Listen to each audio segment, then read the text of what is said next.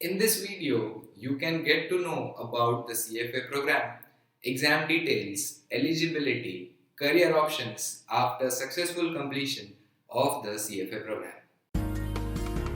Please like and subscribe to our YouTube channel. So, what is the relevance of CFA program in India? So, as international financial firms are focusing on the reduction of the cost of labor, they are outsourcing the majority of the work in India due to cost advantage. All the international KPOs, investment banking and financial servicing firms are looking for the highest credential in investment finance industry like CFA Charter, which is a great opportunity for the CFA Charter holders in India. Stockbrokers in India, with slowly reaching bigger scale of operations and international operations, prefer candidates with CFA designation. Wealth management industry has been growing at the rate of 20% year on year. Since a major proportion of HNIs are coming from India, the demand for CFA charter holders has increased tremendously.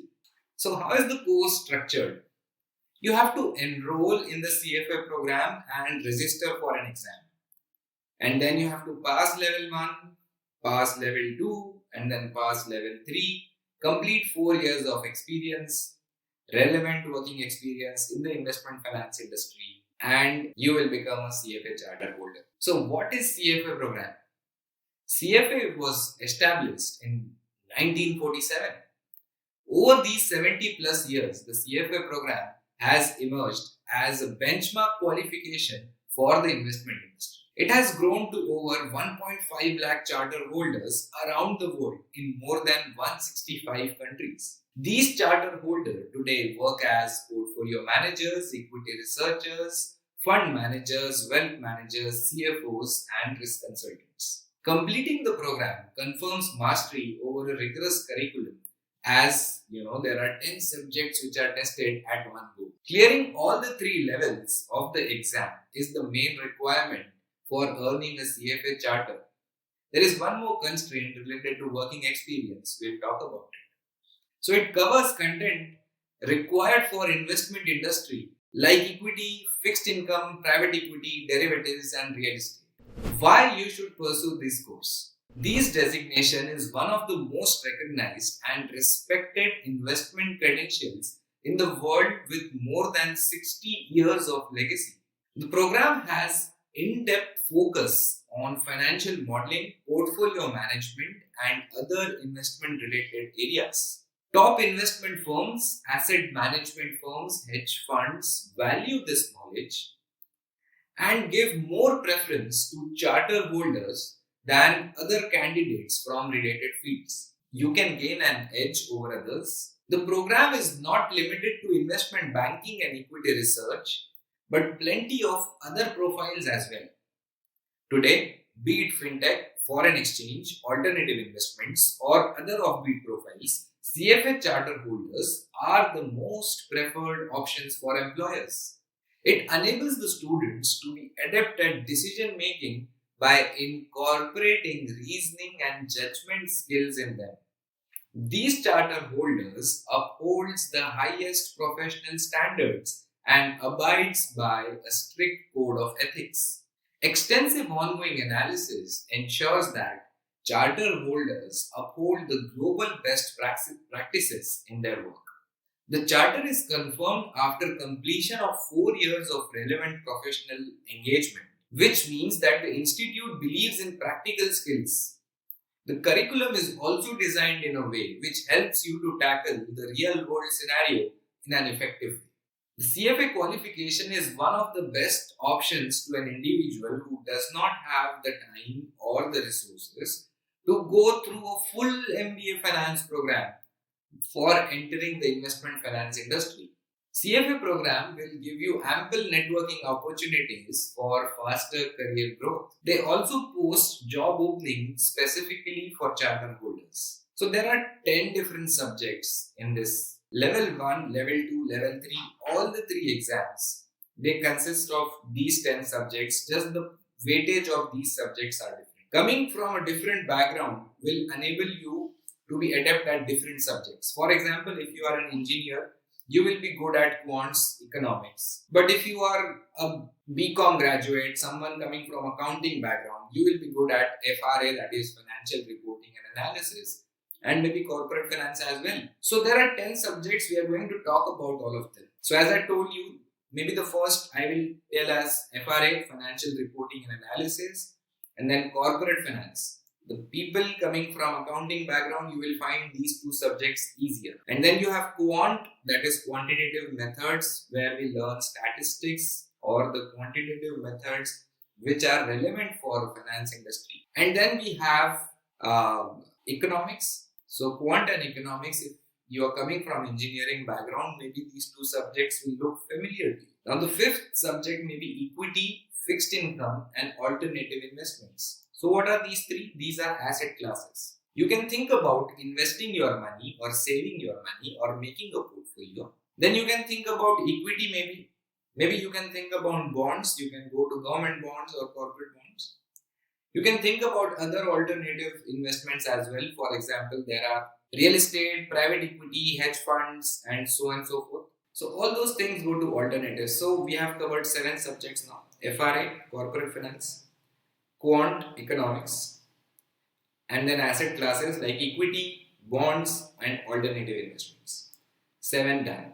Then we have portfolio management, which is covered like 55% of level 3 is based on portfolio management. So in level 1, they give you glimpse about all these subjects. Portfolio management is the 8th one, and then derivatives, and then ethics, which is the most important subject, which is the same content you have to study in level 1, in level 2, in level 3, all the 3, and 15% of the paper is based on ethics. So in level 1, you go and touch upon all these subjects, you understand what it is about, what are the 3 financial statements, what is an EPS, what is corporate governance, what are corporate issues, who is an investment banker, who is a portfolio manager, what is buy side, what is sell side, what are asset classes, how do you make a portfolio. You understand these things very superficially, and then you go deeper into it. In level 2, you learn how to do valuation of these asset classes. For example, equity, you learn how to value equity. For example, debt, you learn how to value debt, bonds. You learn how to value alternative investments. So in level 2, you get into asset valuation into much deeper. And then in level 3, you get into portfolio management at the buy side. So you are making a portfolio of your own. You are making a portfolio for your client maybe. So all these things, so why, if someone asks me that what benefit did you get by completing level 3 of CFA program, then I will say that suppose you want to make a wall. So what you need is bricks. Now if you have bricks, then those bricks should be aligned properly so that you get a straight wall. Otherwise, those bricks will be scattered around. Now think about your brain. Now you are into investment finance industry, or you are have some inclination towards this. So if you come across a term, for example PE ratio, then you go back Investopedia and you search there what is a PE ratio, and then maybe what is a PE ratio. So consider this as a brick. Now these bricks because you go and search them, you encountered them somewhere and you went to some page and then you searched about it. Now once you know this term, these are the bricks, but these are scattered bricks in your brain. So if somebody asks you to recall something, then the preparation that you have done is scattered around. You have to place a brick over other brick and then so on, and CFA curriculum does that for you. So if you go through the curriculum, you will understand that you are going from foundation level to intermediate level and then you master the subject. So there are many subjects which you need not to study, like economics is a very vast subject, but we only study the relevant portion which is relevant in finance. So after doing CFA curriculum, you can work for investment banks, you can work for funds as fund managers. So if you are really interested and inclined to do something like, get into investment industry, then CFA program is for you. Who should pursue this course? Fresh graduate. Any fresh graduate willing to make a career in investment finance industry will be equipped with world-class knowledge. Investment industry professional. So if you are an industry professional working since a few years, then this is something which will which will help you gain better understanding in the industry about the asset classes, and you will gain recognition if you are a CFA charter holder as well. This program is also for academics, people who are there in academics, for teachers. If you are teaching investment finance in your university and college, this designation will give you the platform for better and for better research, better credentials and acceptance as well. So see, industry professionals are also doing it, academicians are also doing it, fresh graduates are also doing it. So people are also doing it for self-understanding. If you are or willing to understand more about portfolio management or want to equip yourself to manage your own wealth, then this designation can be the right choice. Even if you don't pass the exam, this knowledge is going to help you a lot throughout your life.